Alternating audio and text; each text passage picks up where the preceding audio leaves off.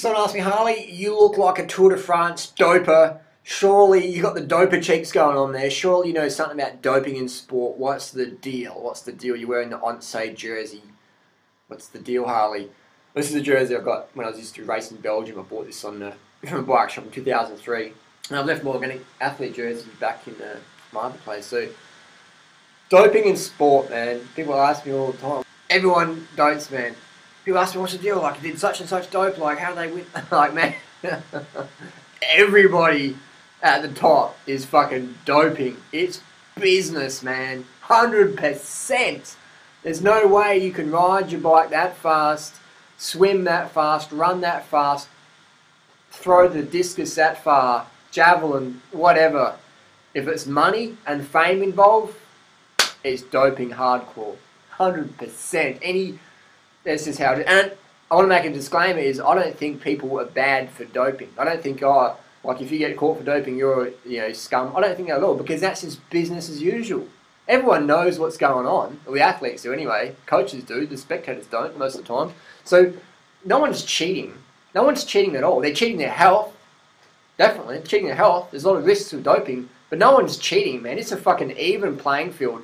So what I find amusing is when people go, oh, such and such got busted for doping. Oh, what a scumbag. And it's like, man, everyone's on the gear. No one's cheating, man. Everyone's on the same page. They're on the same page. This team was on the same page. This team, the sponsor pulled out. Like, how many teams have been pulled out from the sponsorships in the last 5 years from doping in cycling?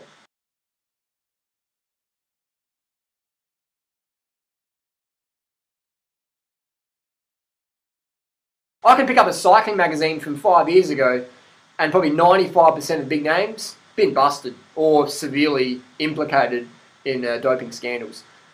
And again, it's not just cycling. People often say, oh, cycling, you dope, yeah? And it's like, you look like a doper, Harley.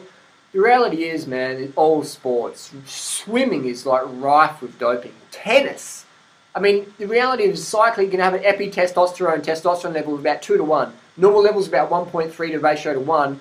Tennis is about 4 to 1. The IOC testosterone levels is 6 to 1. 6 to 1. Cycling is, you have like that before you test positive. Tennis is up here, IOC, urine test, boom. The IOC doesn't even do blood testing, they just do urine testing. So in cycling, we are very, I don't know what's going on there. I don't know if it's a conspiracy theory or whatever, but it is the big oil coming in to try and snuff out cycling, because cycling is growing so much in the community. People are riding their bike to work, and I used to work in the bike industry from 2003 onwards, and I sold so many bicycles because of Lance Armstrong. And people would come in and go, what does Lance ride? I want that bike, or I want the base model of that bike. And they'd come in and they'd start riding to work, and they're losing weight and they're getting healthy, and they're watching Lance in July on the TV. And I thought it was fantastic. And I know what's all going on in racing, man, because that's just how it is. But I thought it was great. Lance was inspiring people. So when Lance got put to trial recently, I was like, what a waste of money. I was like, what a waste of money. Why can't we spend that money in planting organic fruit gardens? Who cares if Lance is a doper, man? That's just how it is in that level, man. Who cares if Lance is a doper? If he got busted, it's not like no one else is doing it. Everyone's fucking on it at that level. That's just how it is. It's just how it is. So, like, for someone to get caught, it's no surprise to me. It's no disappointment, it's no surprise at all. It's no disappointment, no surprise at all, because it's just how it is. It's just like someone going, we found a camera, and we searched the camera, and there was photos on it. It's like, it's a camera, there's going to be photos on it. Of course. It's like we tested a professional athlete and they tested positive for testosterone, amphetamines, HGH, Sarah, all these things. It's like, it's just how it is, man. It's just how it is. It's just how it is, man. I mean, there's doping products like, the Ventolin puff or the salbutamol. That's illegal unless you've got a script. You can lose your contract if you test positive. But if you get your doctor to say, this patient has asthma, it's legal. Same with like pseudoephedrine and caffeine. They used to be banned to a certain level, now whatever. So I don't support the use of drugs, but I understand that's just how it is. Because you got people in America or Australia or Kenya, and they want to get money, and they want to get the fame, and they've got a bit of talent, and they go to the races, and they're like, wow, there's such a big gap here, what's going on here? And the coaches say, well, what do you want to do? What do you want to do? And I'm not going to name any names, but talked with some of the best coaches in the world, the best riders in the world, and that's just how it is. And on my personal experiences racing in Belgium in 2003 was, that's just how it is. And if you don't like it, fuck off then. That's just reality. It's business as usual. If you're a farmer and you can't produce XYZ amount of corn or whatever, no one's going to say, oh, you know, just bad. They're going to say, get the fucking chemicals on there, get the pharmaceutical to help the farm, get it going, you know. They don't give a fuck. That's just the world we live in. We live in a cutthroat world, man. We live in a world where 27,000 people die every day under age 5 just from starvation. They don't have enough money to eat, so they die. 27,000 people. And people are surprised when an athlete from Kenya or America or whatever tests positive for a drug.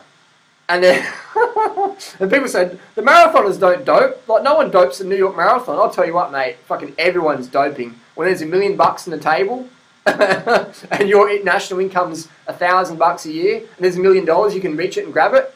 So anyone to say that, oh, it's bad that they just, you know, oh, it's bad that they cheat, it's immoral, it's bullshit, man. That's just how it is. That's what people do when you're forced, man. When you risk death or your family risks death or whatever, you do things you wouldn't normally do. And that's the reality for a lot of athletes, for a lot of nations, where the money situation is in dire straits. In Australia, it's more ego to be a good athlete, but in a lot of countries around the world, it's like a matter of survival. It's a matter of, you know, working 15 hours a day for the next fucking 80 years until you die, picking corn, or becoming that professional runner, swimmer, or whatever, and getting that contract and feeding your whole family and village. That's the reality situation. And the kings of doping would be America, Australia, where else? I reckon America and Australia would be the kings of doping. I don't think anyone's... It's Italy.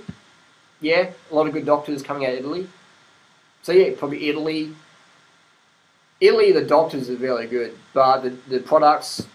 Australia and America, kings of doping, definitely. We got the best gear, definitely. And again, I'm not saying it's a healthy thing to do, I'm just saying that's just the fucking reality. And people can write comments and say, oh, that's not true, Harley, I believe in miracles. And so, alright, whatever. And like I say, man, just because someone dopes doesn't make them a bad person. That's just a choice if you want to be a professional athlete. The difference between being a pro and an amateur is dope. That's just fucking how it is, man. That's just how it is. And if you want to make the next level, be prepared to get a good doctor, because that's what you're going to need to do. If you want to win big races and get the money, you got to get a good doctor. And I'm not supporting that. I'm just saying that's just how it is in my personal experience. I remember having a conversation with a fellow rider in A-grade Div 1. He was saying, oh, you know, it's fucked how such and such got caught doping. That's fucked up. And I'm like, dude, you're doping as well, man, at a relative level. You're taking caffeine pills, you're taking pseudoephedrine, you're taking salbutamol, the asthma puffer.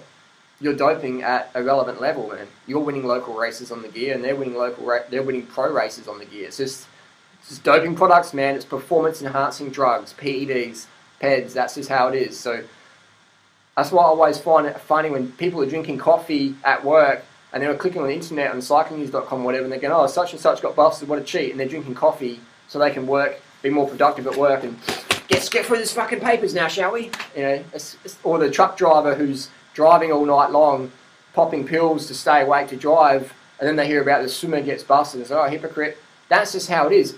Drugs are part of society. Drugs are just part of society. Coffee, alcohol, painkillers, asthma puffers, you know, steroids, Viagra. Drugs are a part of society. They always will be, always have been. Personally, I haven't had a cup of coffee since 1999. I'm not saying I'm better than anyone. I'm just saying that if I got on the juice, man, I could fucking dominate, fucking oath. And I can hook up testosterone, I can hook up EPO. I've got the money, I've got the contacts, but I don't want to do it because I know that there's definitely risks involved, and it's just not worth it, man. It ain't, for me, it ain't worth sacrificing my health for a bit of extra fame and cash, man. It's just, it ain't worth it for me. So I'd rather just race at my little, you know, level and have fun with my mates and stay fit and healthy for life. And because it's a fucking cutthroat sport. Professional sport is cutthroat. If you can't toe the line, if you can't deliver in professional sport, no one gives a fuck about your integrity or how nice a person you are. They're like, get the fuck out of here. We'll get someone else. In cycling, if you look at the UCI list, it's like 1,000 riders deep. So if you can't perform, the team will just fuck you off and get someone else. You're a disposable unit. You're just a production unit. You're not that cow in that fucking factory, man. That's all you are. You're not that sheep on that organic farm. You're just a money item. You're disposable. They'll chew you up and spit you out. They don't give a fuck about you. It's just cutthroat. It's the cutthroat world we live in. That's just how it is. So I don't mean to be a downer.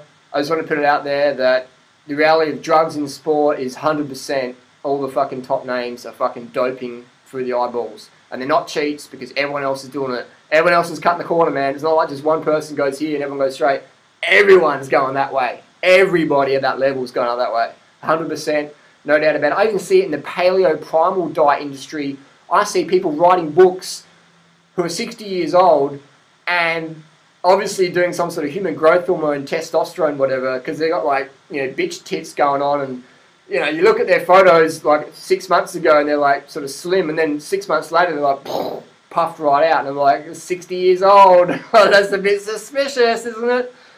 So I'll see people in the, you know, in the health industry writing books about, you know, how their supplement's the best ever. It's very youthening, and they've had plastic surgery on their face, which is fine, you know, nothing personal about. But if you're going to promote a product and you say that's why I look this way, but you've had plastic surgery, which is quite obvious, and you're saying your probiotics or your sauerkraut recipe is the reason why your face looks like that at 65, it's like, well, you've had plastic surgery, obviously, you know, you've had that nip and tuck, which is fine, but we live in a world where people are so naive and dumb. So next time you turn the TV on at the Olympics coming up and you see that gold medalist, you can guarantee 1000% drugs got them where they are today. Hard training, dedication, bit of talent, bit of genetics. At the end of the day, drugs is the foundation. Without that, you're next. See what there's 1,000 people who will take your spot. 1,000 people will take your spot. Doping gives the athlete the certainty they need to perform at the sponsor's level. That's just how it is. Post your comments down below. Controversial video. I don't support doping. I'm just saying that's just how it is. Post your comments and thoughts down below. If you want to learn more about our cult,